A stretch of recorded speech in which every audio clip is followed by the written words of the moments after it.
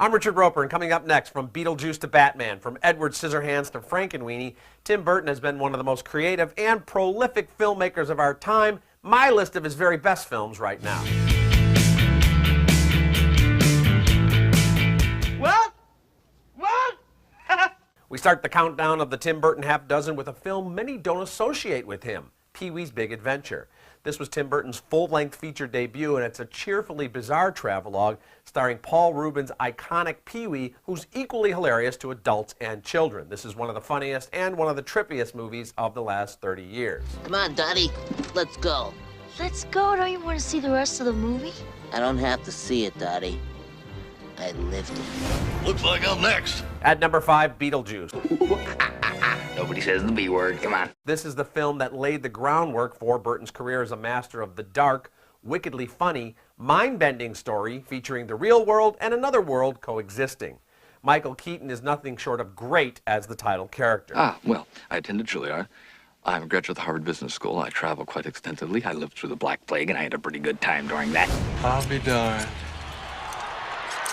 My number 4 pick is Edward Scissorhands. I could have gone with any number of Burton-Johnny Depp collaborations here, and there might be one more on this list, but I'm going with this fairy tale here. It has deservedly earned cult classic status. What an odd, startling, and beautiful piece of work. Wow. Thanks. At number 3, Batman. Christopher Nolan's Dark Knight trilogy has almost erased our memory of most of the earlier Batman films, and in some cases that's a good thing.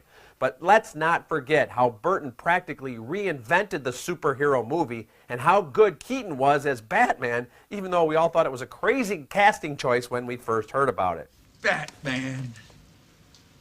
Can somebody tell me what kind of a world we live in where a man dressed up as a bat gets all of my press? Hey, it's not that bad. You can't concentrate on the negative. Look, he's got some nice things to say here. My second favorite Tim Burton film is Ed Wood.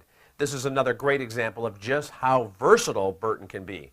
This biopic of the legendarily ridiculous director was actually kind of a parallel universe autobiography. If anyone can relate to being a misunderstood artist, it's Tim Burton. Filmed in gorgeous black and white and featuring great performances from Depp and Martin Landau, Ed Wood celebrates creative passion, even if that passion is kind of misguided. What a lovely film. Print that, let's move on. Don't you want a second take for protection? What's to protect? It was perfect. They say when you meet the love of your life, time stops.